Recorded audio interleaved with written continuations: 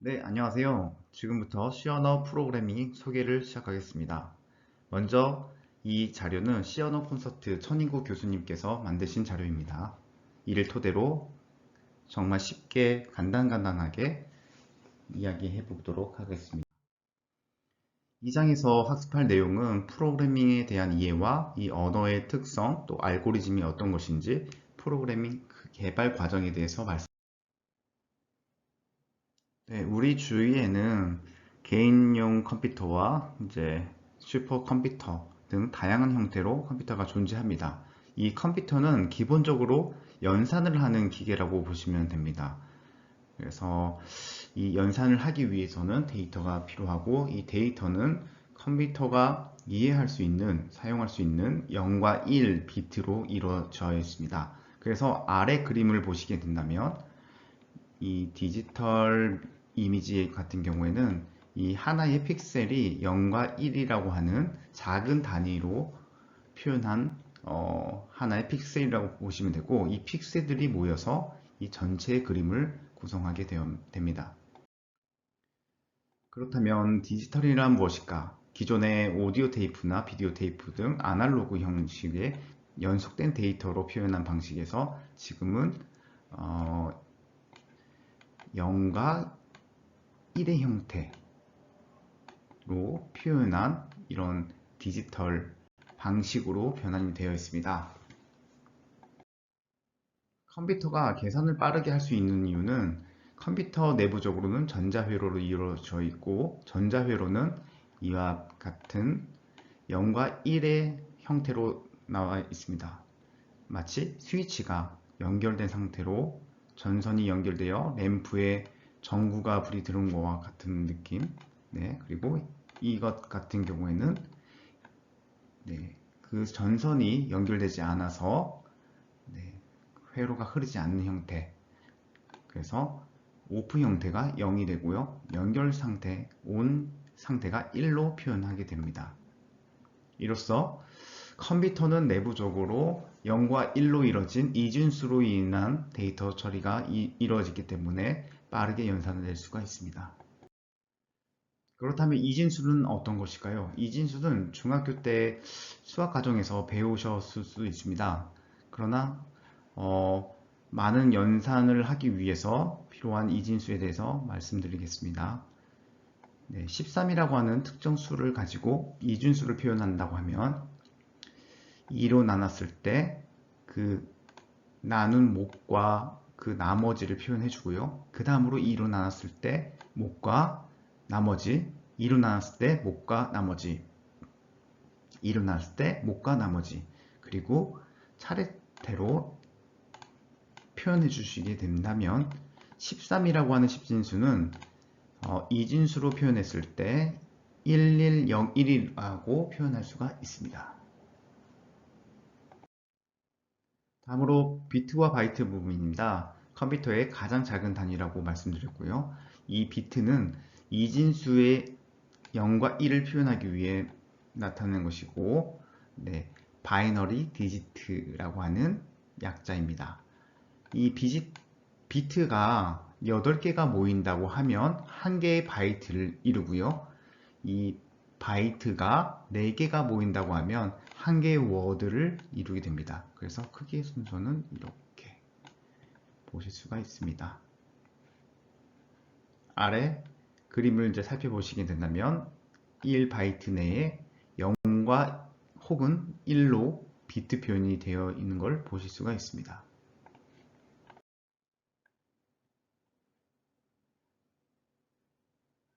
비트는 컴퓨터 내부에서 구체적으로 어떻게 표현할까?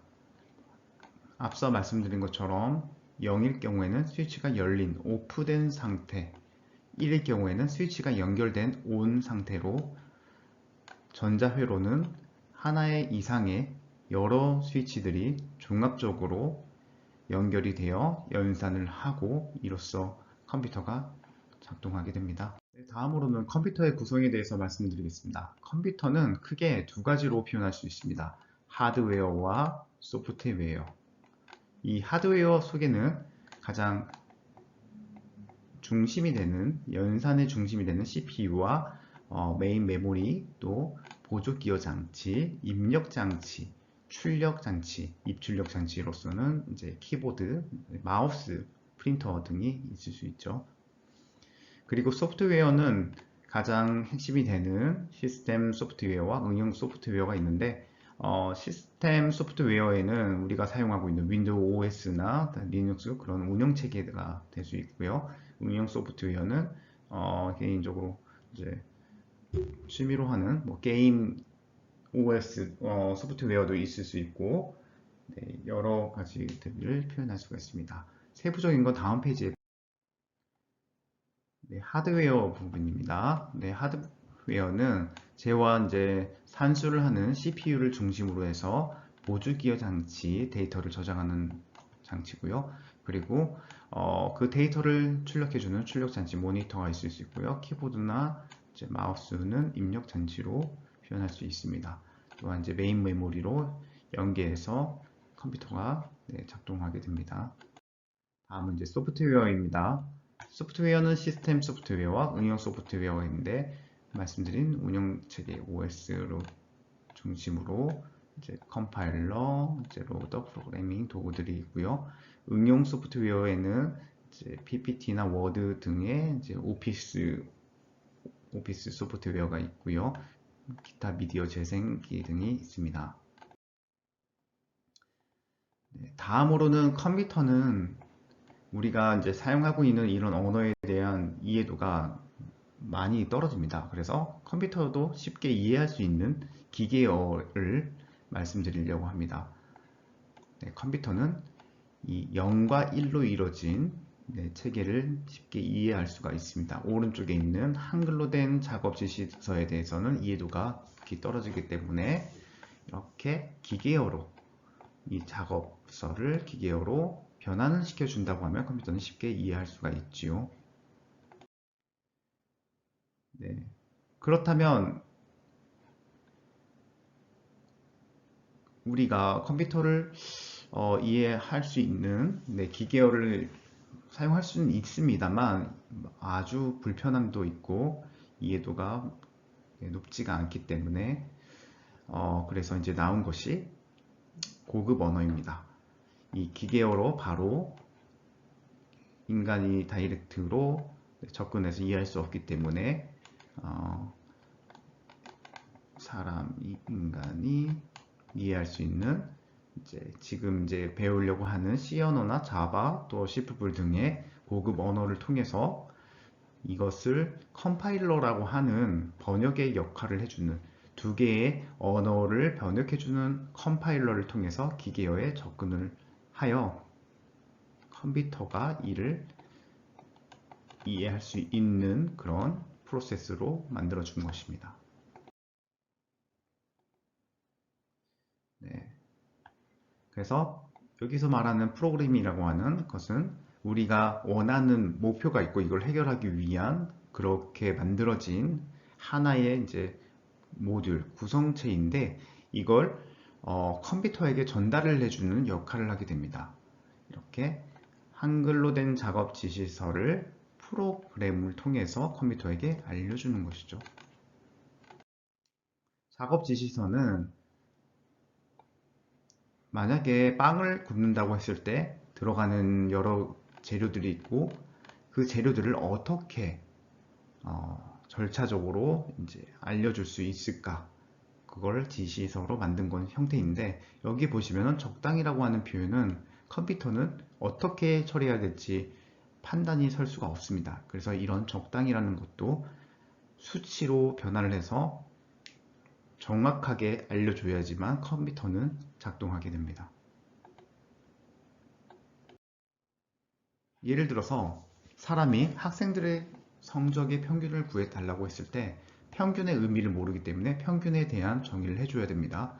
그래서 사람은 학생의 성적을 입력받고 이를 모두 합하고 그 학생 수만큼 나는 것이 평균이야, 이렇게 정의를 해줬을 때 알 수가 있습니다. 그래서 더 쉽게 표현하기 위해서는 이렇게 수식을 통해서 컴퓨터에게 전달을 하고요. 그렇게 한다고 하면 컴퓨터는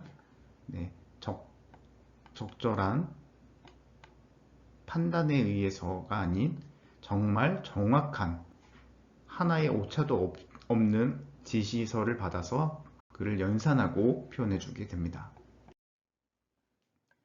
프로그래밍 언어는 크게 세 가지를 말씀드릴 수 있습니다. 저급 언어, 중간 언어, 고급 언어입니다. 우리가 배우려고 하는 고급 언어 C 언어이고요. 기계어는 0과 1로 나눠져 있고 어셈블리어는 중간 단계에 있는 것입니다. 이건 뒷장에서 말씀드리겠습니다.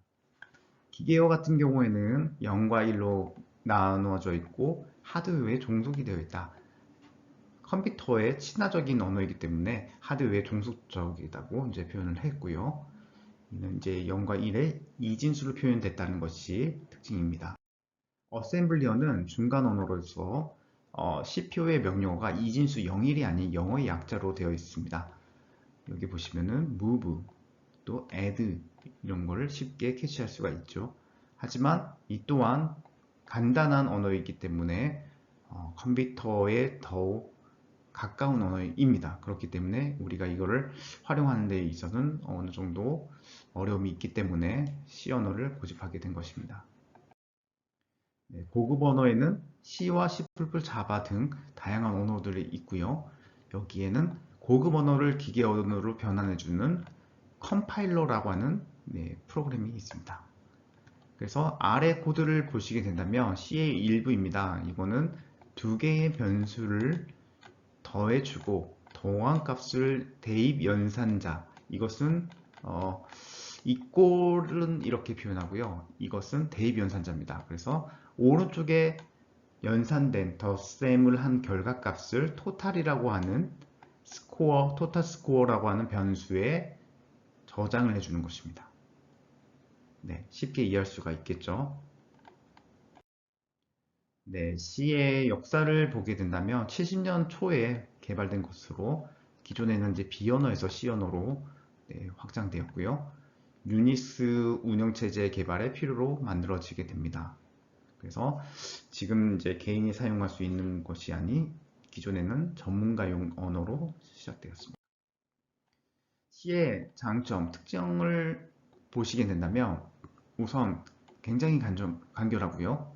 그리고 이용하는 데 있어서 가장 효율적인 언어라고 할 수 있습니다. 또 기계어만큼은 아니지만 하드웨어에 직접적인 영향을 많이 줄 수 있기 때문에 제어가 가능하다. 그래서 인베디드 시스템이라는 개념이 이제 말씀드릴 건데 작은 기계에서 특정 목표를 위해서 만들어진 기계로 이런 기계들은 모든 언어가 대부분이 C 언어로 구현이 되어 있습니다. 또한 C 언어는 호환성이 좋기 때문에 이식성이 좋다는 그런 특징을 가지고 있고요. 초보자들이 배우기는 어렵지만 그나마 기계어나 어셈블리어보다는 용이하다고 볼 수 있습니다. 다음은 C 언어의 특징인데 한번 각각의 특징에 맞는 서술 글들을 한번 읽어보시면 좋겠습니다. 네, 대표적인 것이 인베디드입니다. 이런 MP3 지금 보급화되고 있는 스마트폰 같은 경우에는 특수한 목적으로 이루어져 있고요. 작은 기계에 작은 CPU, 또 메모리 공간, 지금은 메모리 공간이 많이 확장되어 있지만 이런 것들이 다 기반이 된 하나의 컴퓨터와 같은 그런 것이지만 특정한 목표를 수행할 수 있습니다. 그렇게 기계를 제어하는 데 있어서 C 언어는 많은 기반이 되는 언어라고 할 수 있습니다. 다음은 알고리즘입니다. 알고리즘을 보시게 된다면 쉽게 말씀드리자고 하면 만약 어떤 사람이 요리를 하는 데 있어서 요리의 레시피와 같습니다. 어떤 특정한 재료를 가지고 절차대로 1번, 2번, 3번 순서대로 요리를 하는 방법에 대해서 표현한 것이 알고리즘입니다.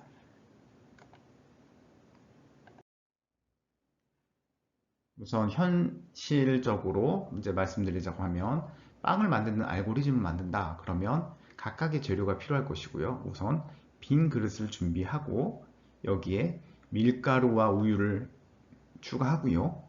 버터, 설탕, 계란도 추가하고요. 이런 것들을 다 혼합한 다음 밀가루 반죽을 하고 이제 특정 시간 동안 발효를 시킨 다음 170에서 180도 고정된 온도에서 오븐을 굽는 형태입니다. 이런 일련의 과정을 알고리즘이라고 합니다. 다음으로는 실제적으로 C 언어에서 쓰이는 알고리즘입니다. 가장 쉬운 예제로 1부터 10이라고 하는 숫자를 각각을 누적해서 더하는 알고리즘에 대해서 표현한 것입니다. 이는 다양한 알고리즘이 있습니다. 특정한 답이 있는 한 개의 알고리즘만 존재하는 것이 아니라 결과에 도출하기 위해서 표현할 수 있는 방법은 다양합니다. 첫 번째는 1부터 10을 직접 다 더하는 것입니다. 가장 손쉬운 방법이고요. 두 번째는 0을 기준으로 끝에 있는 10을 더하고 그 다음 수와 그 10의 앞에 있는 수를 더하고요. 이런 것을 세트로 그룹핑해서 더한 다음 마지막 남겨진 5를 더해서 55라고 하는 숫자를 도출하는 방법입니다. 이뿐만 아니라 공식을 이용해서 계산할 수도 있습니다. 구하려고 하는 마지막 수 10 곱하기 첫째 수 더하기 마지막 수 그리고 이를 2로 나눴을 때 55라고 하는 값을 구할 수가 있습니다. 앞에서 말씀드렸던 알고리즘을 서술 형태로 나타나게 되면 장황한 문장으로 나타낼 수 있기 때문에 이를 최대한 도식화해서 이해할 수 쉽게 할 수 있는 것을 만든 것이 순서도입니다. 처음 알고리즘이 시작하는 부분을 나타냈고 이제 필요한 변수의 값, 어떤 것이 필요하고 그 초기 값이 어떤 것인지 나타냈고요. 또 어떤 판단에 의해서 이 판단 조건이 참일 경우와 아닐 경우를 표현했고 이게 참일 경우에는 또 다른 판단이 있을 수 있고요. 만약에 이것이 아닐 경우에는 어떤 명령어를 수행할 수 있게끔 만들었습니다. 최종적으로 결과값을 도출하는 종류 부분이 있습니다. 다음은 프로그램 작성 과정입니다. 프로그램은 저희가 작성하는 그 코딩을 표현하는 에디터 부분 그리고 코딩한 것을 컴파일러 프로그램을 통해서 오브젝트를 만드는 그런 단계가 있고요. 그 다음 링커를 통해서 실행 파일을 만들고 이 실행 파일을 로더를 통해서 팝업처럼 결과를 보여주는 형태입니다. 각각의 단계에 대해서는 상세적으로 설명을 드릴 예정이고요. 여기에서 보시는 2단계에서 2단계는 통합 개발 환경 IDE라고 해서 이런 통합 개발 환경을 제공하는 프로그램이 있습니다. 이는 MS사에서 제공하는 비주얼 스튜디오입니다. 앞으로 실습이나 문제 해결을 위해서 사용할 수 있는 툴로는 비주얼 스튜디오를 활용할 예정입니다. 먼저 편집, 에디트 창입니다. 원하는 소스를 작성하는 그런 공간이고요.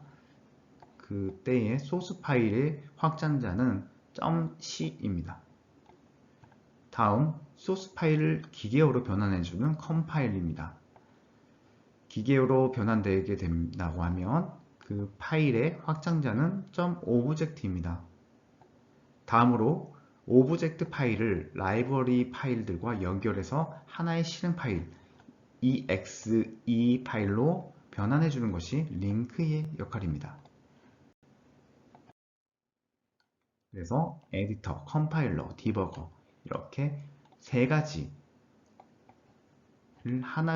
하나의 패키지로 만든 환경이 통합 개발 환경 IDE입니다.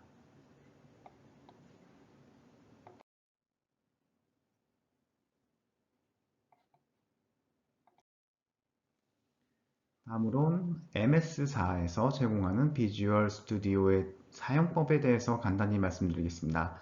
여기 예제는 2008년으로 되어 있지만 현재 시점으로 2022년을 그 버전으로 제공하기 때문에 선택해서 사용하시면 될 것 같습니다.